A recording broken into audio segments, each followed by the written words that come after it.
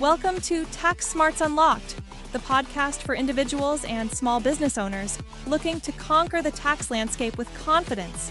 Hosted by seasoned tax professional David Robson of Premier Tax and Business Services, each episode is packed with insightful advice on proactive tax planning to help you navigate the complexities of tax laws. Here's your host, David Robson. Welcome to Tax Smarts Unlocked. I'm David Robson, your resident tax strategist and cash flow optimist.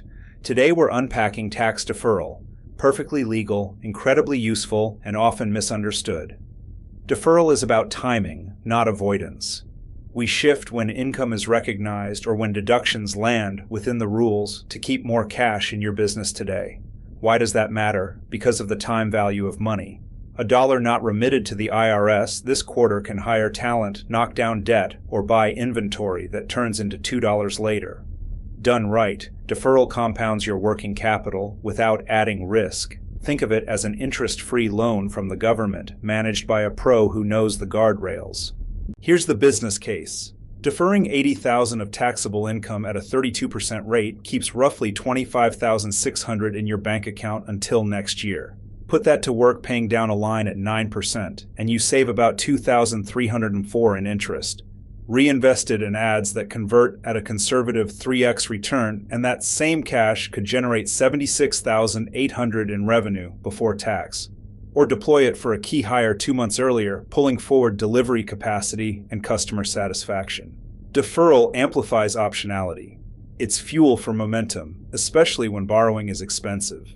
The punchline: if your after-tax ROI on today's dollars exceeds zero, a compliant deferral is financially rational. Who benefits most? 3 profiles stand out. First, consistently profitable small businesses that can qualify for flexible accounting methods. Think professional services, trades, e-commerce, and medical practices. Second, seasonal or project-based companies, contractors, event operators, and agencies, where cash ebbs and floods. Timing methods can smooth the troughs. Third, high-bracket owners with lumpy income from bonuses, distributions, or asset sales. A 1-year deferral can bridge you into lower brackets, reduce phase-outs, or avoid surtaxes. If you're growing, paying estimated taxes, or staring at a painful April bill, you're a candidate.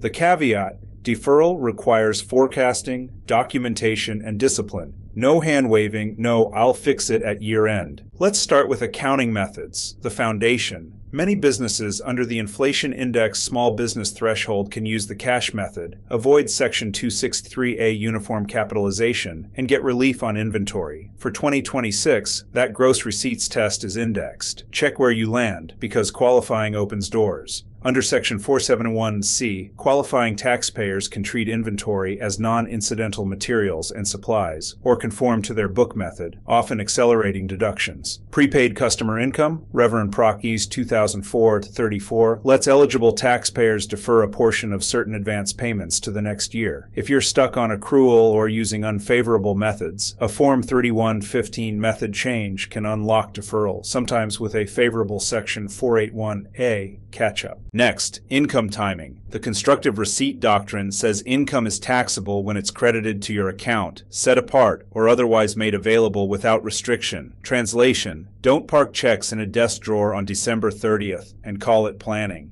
What can you do?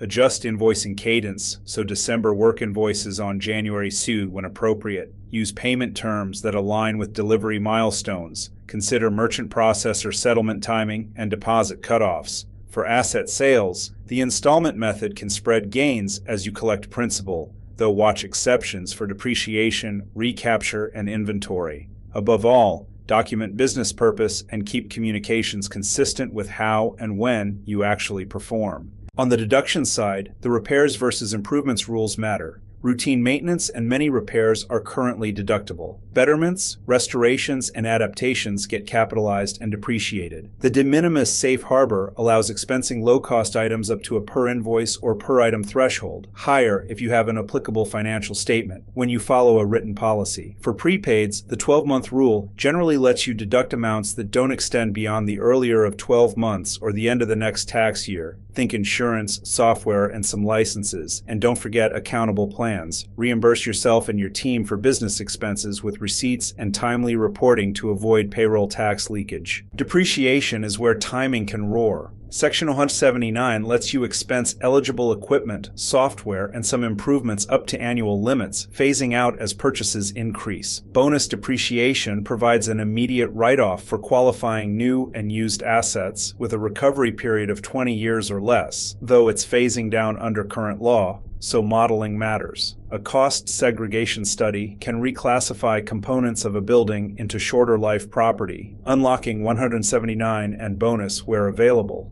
Vehicles deserve special care, substantiation via mileage logs or actual expense records, awareness of luxury auto caps, and the special SUV limitation for Section 179. Choose methods that match cash, margins, and your forecasted tax rate path. Owner retirement plans are double wins. You defer tax and build wealth in a protected wrapper. SEPs are simple and can be set up and funded by the return due date, including extensions, but contributions are employer-only and proportional. Simple IRAs work for lean teams but require matching or non-elective contributions and early year setup. Solo 401ks enable employee deferrals plus profit sharing for owner-operators, generally established by year-end for elective deferrals, with profit sharing funded by filing deadline. Add a cash balance plan when profits soar and ages favor bigger credits. Adopt with your advisor's actuary and mind funding schedules. Document plan adoption dates, elections, and timely deposits to stay compliant. Real estate brings two powerful deferral tools. A Section 1031 like-kind exchange lets you sell investment property and roll the gain into replacement property if you meet strict rules. Identify within 45 days, close within 180, use a qualified intermediary, and match debt and equity thoughtfully. Separately, qualified opportunity funds let you reinvest eligible capital gains within 180 days. The gain is deferred until you exit the fund or December 31, 2026, whichever comes first under current law. Suitability matters. 1031 keeps you in real property. Opportunity zones concentrate risk in a fund's execution. Both require early coordination, precise timelines, and exit planning for depreciation recapture down the road. Executives and owners may consider non-qualified deferred compensation, but the 409A minefield is real. Elections must be made before the year services are performed. Distributions are limited to specific triggers, and accelerations are largely prohibited. Violations create immediate income, a 20% additional tax, and interest penalties, hard pass. Entity type matters. C Corp can sponsor plans more easily. S Corp must avoid second class of stock issues. Partnerships handle partner deferrals differently, often via target capital accounts or profits interests. For many owner-operators, a beefed-up qualified plan stack delivers similar or better outcomes with cleaner compliance. If you do pursue NQDC, get plan documents vetted and align payroll, HR, and treasury. Don't overlook state levers. Elective pass-through entity, PTE taxes can shift deductible state income tax from the owner to the entity, working around the federal SALT cap in many states. Elections, prepayments, and filings are state-specific and often calendar-sensitive. Miss a checkbox and the benefit evaporates. For estimated taxes, individuals can use safe harbors, typically 100% of prior year tax, 110% for higher incomes, or 90% of current year. Seasonal businesses should consider the annualized method to match payments with cash flow. Extensions buy time to file, not to pay.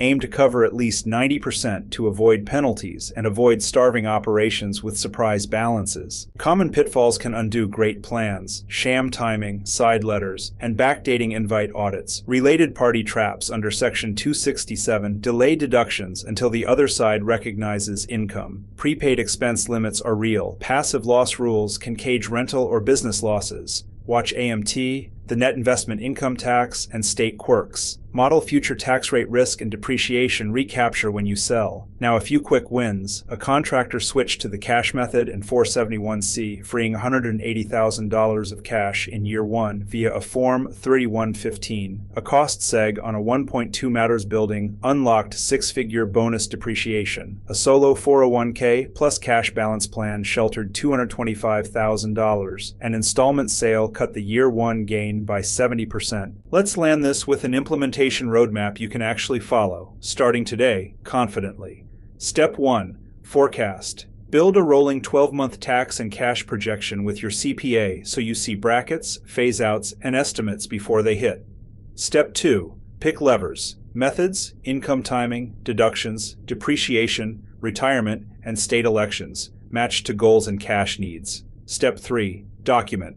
Write de minimis and accountable plan policies. Align invoices and contracts with delivery terms. Keep mileage and travel logs. Step 4. Calendar. Set dates for invoicing cutoffs, inventory counts, plan adoption, PTE elections, and estimated payments. Step 5. Meet mid-year and again in Q3 to course correct while there's runway. Your quick action checklist this quarter. Review invoicing cadence and merchant deposit timing. Evaluate retirement plan options and confirm setup deadlines. Assess asset purchase timing and depreciation modeling. Revisit estimated taxes. Consider the annualized method if seasonal. Gather documentation to support timing decisions and update written policies. That's our tour of tax deferral, lawful timing that keeps cash in your business to fund growth, stability, and opportunity. I'm David Robson, and this is Tax Smarts Unlocked. If you want help tailoring these strategies, bring in a pro. Your future self will thank you. Until next time.